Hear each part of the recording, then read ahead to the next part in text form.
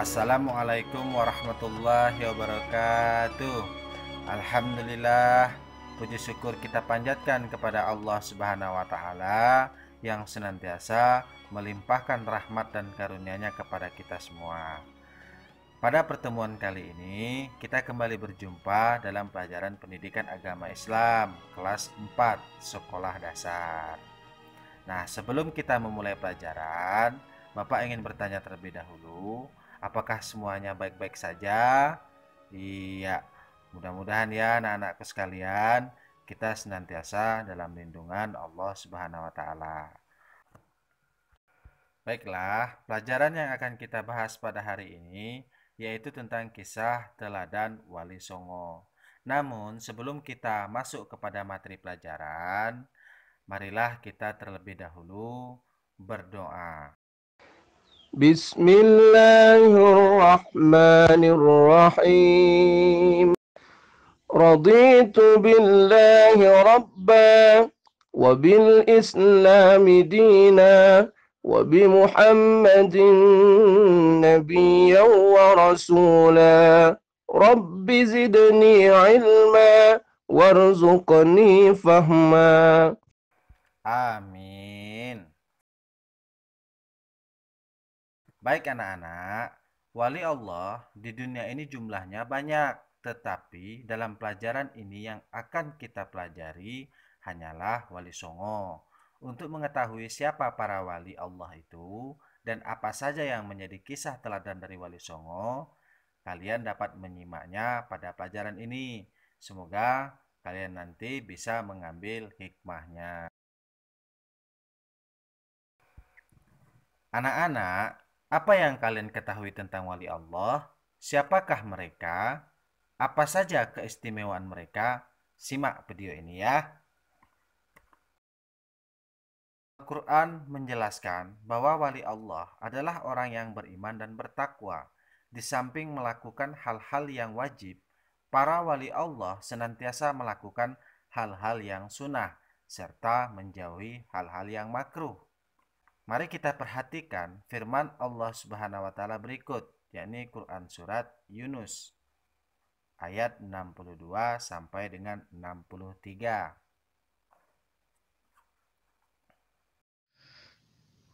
Bismillahirrahmanirrahim.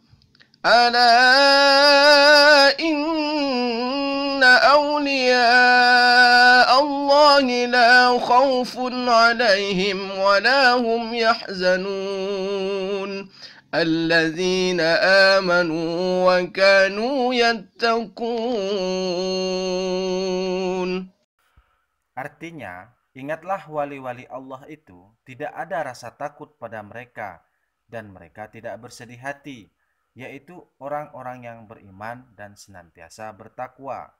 Quran surat Yunus ayat 62 sampai dengan 63. Adapun pelajaran yang dapat kita petik dari Quran surat Yunus ayat 62 sampai dengan 63, bahwa yang pertama, barang siapa yang hatinya takut dan khawatir kepada Allah, pastilah dia tidak pernah takut kepada seseorang.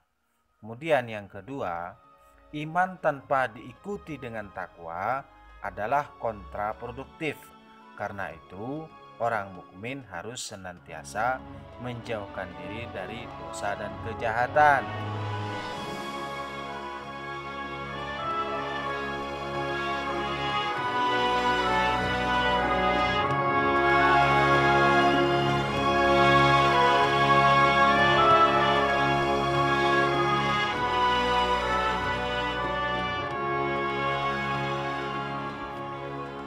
Kemudian, anak-anak, bagaimana keimanan wali Allah?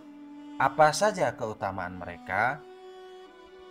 Untuk mengetahuinya, tetap simak video ini.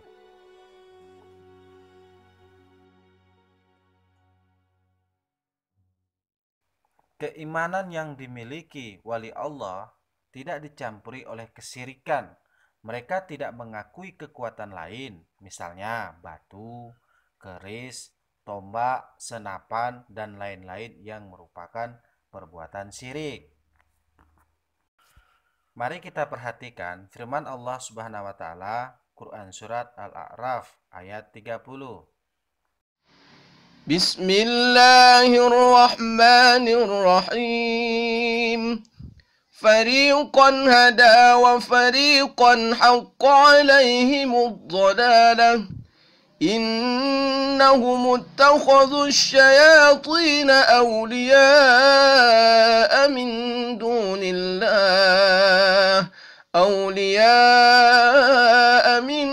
دون الله ويحسبون أنهم مهتدون.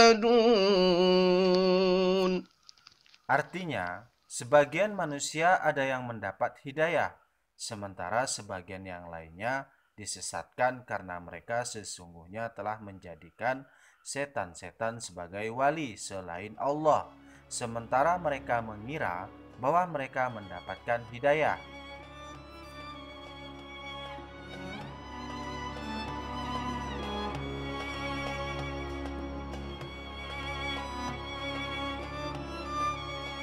Nah, jadi keimanan para wali Allah tidak dicampuri dengan kesyirikan. Para wali Allah mempunyai prinsip mematuhi perintah Allah Subhanahu wa taala dan menjauhi apa yang menjadi larangannya. Yang artinya dia selalu bertakwa kepada Allah dan wali Allah menjauhi larangannya. Lanjut, yang kedua, ketakwaan wali Allah. Jadi anak-anak, keimanan para wali Allah tidak sekedar pengakuan saja, tetapi keimanan mereka menghasilkan ketakwaan. Mereka melakukan apa yang diperintah oleh Allah dan menjauhi apa yang dilarangnya. Mereka tidak hanya melakukan hal-hal yang diwajibkan agama, tetapi juga menjalankan amalan-amalan sunnah. Mereka menghindari segala perkara yang makruh dan menjauhi segala perkara yang diharamkan oleh Allah Subhanahu wa taala. Itulah secara singkat tentang siapa wali Allah, bagaimana keimanan wali Allah, dan bagaimana ketakwaan wali Allah.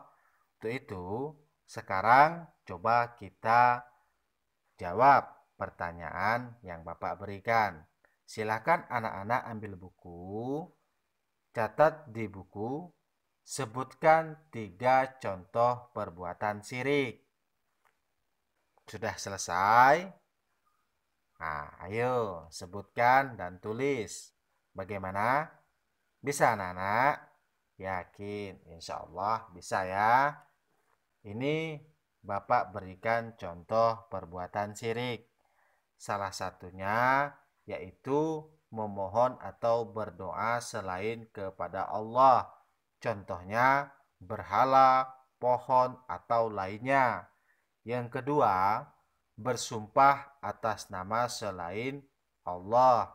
Yang ketiga, menyembelih hewan untuk sesajen. Jadi banyak sekali contoh-contoh perbuatan syirik. Dan syirik ini adalah hal yang sangat dilarang dan dibenci oleh Allah Subhanahu wa taala. Nah, ini ada hadis Bukhari Muslim. Dengerin ya. Dari Abdurrahman bin Abi Bakrah, dari bapaknya radhiyallahu anhu.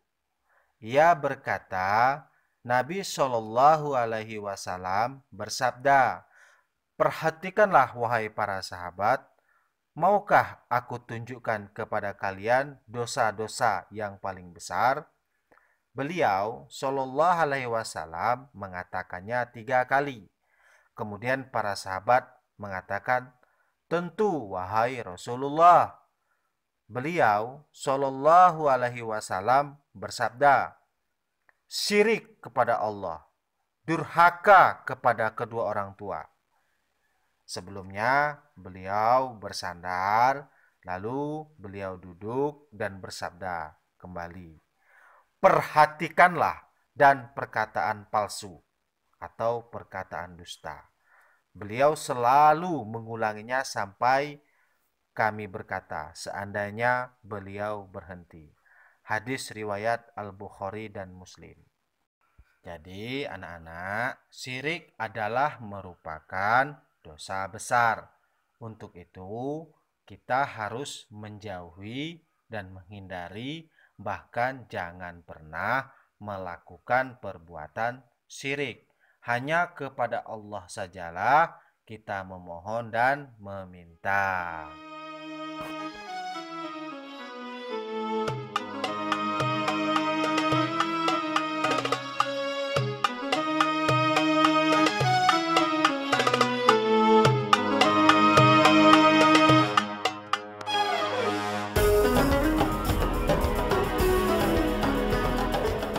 Jika tadi kita sudah mengetahui siapa itu wali Allah, kemudian selanjutnya kita akan melihat kisah teladan para wali songo.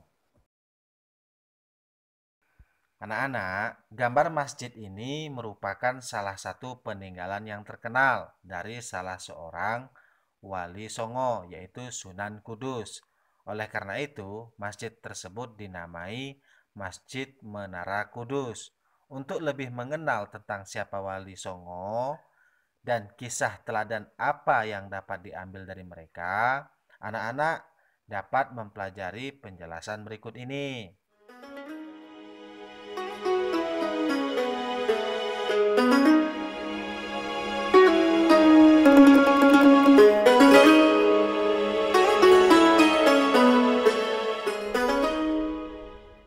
Pertama, yaitu Sunan Gresik, Maulana Malik Ibrahim.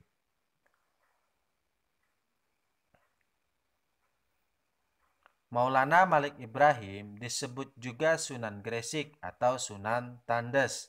Ia lahir di Samarkand, Asia Tengah, dan wafat di desa Gapura Gresik, Jawa Timur. Kisah keteladanannya adalah semangatnya mendakwahkan Islam.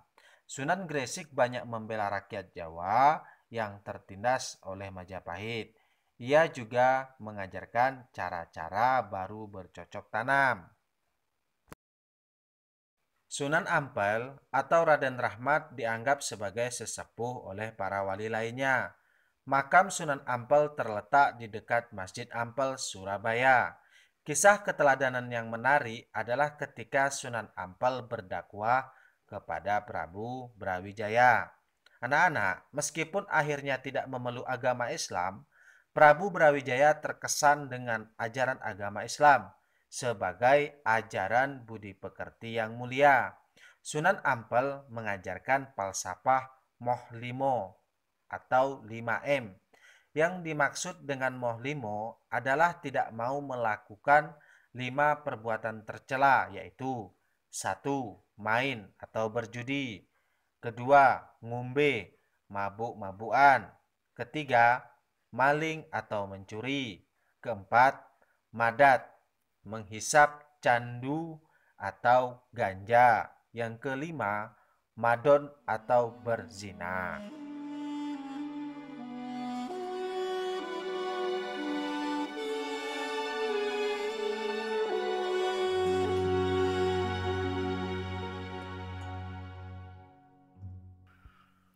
Sunan Bonang adalah putra Sunan Ampel dan sekaligus muridnya. Ia wafat pada tahun 1525. Kisah keteladanannya adalah cara berdakwahnya yang bijak. Sunan Bonang sering menggunakan kesenian rakyat untuk menarik simpati mereka. Ia memasukkan alat musik bonang pada seperangkat alat musik gamelan. Oleh karena itu, ia dikenal dengan sebutan Sunan Bonang.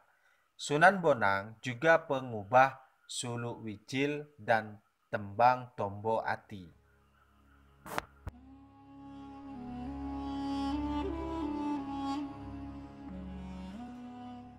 Selanjutnya yaitu Sunan Derajat, juga putra Sunan Ampel.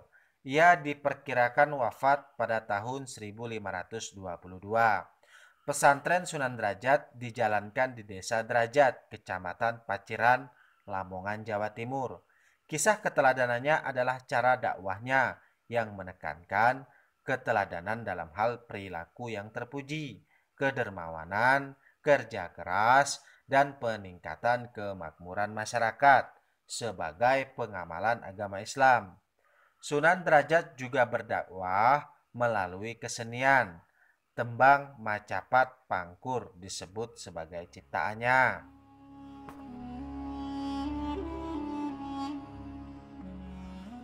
Sunan Kudus adalah putra Sunan Ngudung atau Raden Usman Haji. Ia memiliki peran yang besar dalam pemerintahan Kesultanan Demak. Ia menduduki posisi sebagai panglima perang, penasihat Sultan Demak, dan hakim peradilan negara. Sunan Kudus banyak berdakwah di kalangan kaum penguasa dan priayi Jawa. Di antara yang pernah menjadi muridnya adalah Sunan Prawata, penguasa Demak, dan Arya Penangsang, Adipati Jipang Panolan. Salah satu peninggalannya yang terkenal adalah Masjid Menara Kudus. Sunan Kudus wafat pada tahun 1550.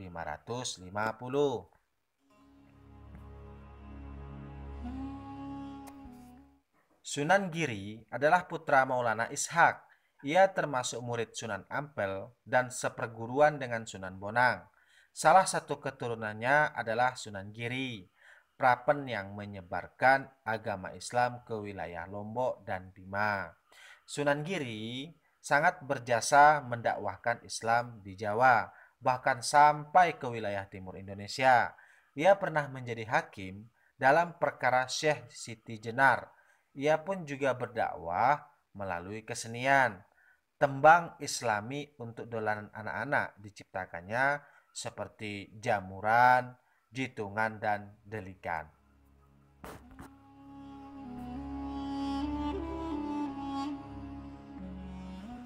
Kemudian Sunan Kalijaga adalah putra Adipati Tuban yang bernama Tumenggung Wilatikta atau Raden Sahur atau Said Ahmad bin Mansur, Syekh Subakir. Ia adalah murid Sunan Bonang. Sunan Kalijaga juga menggunakan kesenian dan kebudayaan sebagai sarana untuk berdakwah, seperti wayang kulit dan tembang suluk.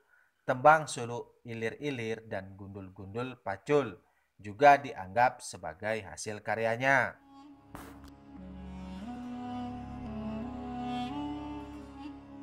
Sunan Muria atau Raden Umar Said adalah putra Sunan Kalijaga.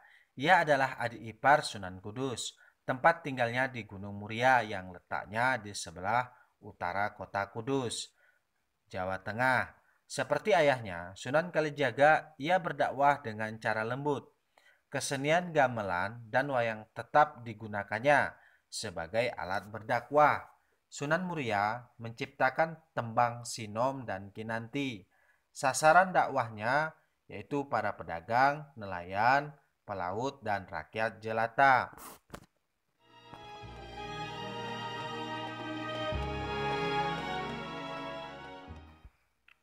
Selanjutnya, Sunan Gunung Jati atau Syarif Hidayatullah adalah putra Syarif Abdullah Umdatuddin. Ia berjasa mengembangkan Cirebon sebagai pusat dakwah dan pemerintahnya yang kemudian menjadi Kesultanan Cirebon. Anaknya yang bernama Maulana Hasanuddin juga berhasil mengembangkan kekuasaan dan menyebarkan agama Islam di Banten, sehingga kemudian menjadi Kesultanan Banten. Sunan Gunung Jati memberikan keteladanan yang baik dalam bekerja. Ia sering ikut bermusyawarah dengan para wali lainnya. Di Masjid Demak, pada pembangunan Masjid Agung Sang Cipta Rasa, Sunan Gunung Jati melibatkan banyak pihak, termasuk para wali lainnya dan sejumlah tenaga ahli yang dikirim oleh Raden Patah. Nah, anak-anak, ingat bahwa wali Allah adalah orang yang beriman dan bertakwa kepada Allah Subhanahu wa taala. Selanjutnya, kisah keteladanan Wali Songo sebagaimana yang Bapak jelaskan di atas Rangkumannya dapat dilihat sebagai berikut.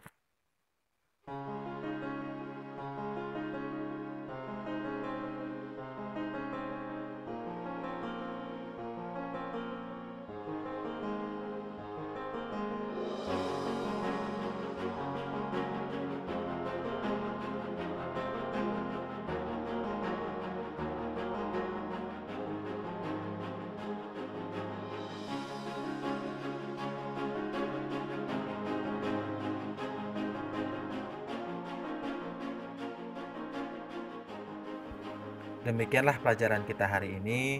Semoga apa yang Bapak sampaikan dapat dipahami dan dimengerti. Dan anak-anak silakan setelah ini nanti laksanakan tugas mandiri yang Bapak cantumkan pada video ini. Yaitu yang pertama adalah siapakah wali Allah itu? Keteladanan apakah yang diajarkan oleh Sunan Ampel?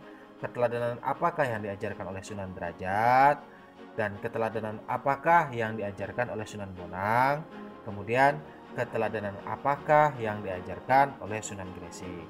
Semoga bermanfaat, jaga kesehatan dan tetap di rumah, ikuti anjuran pemerintah dan selalu berdoa kepada Allah Subhanahu wa taala. Akhirnya Bapak tutup dengan Assalamualaikum warahmatullahi wabarakatuh.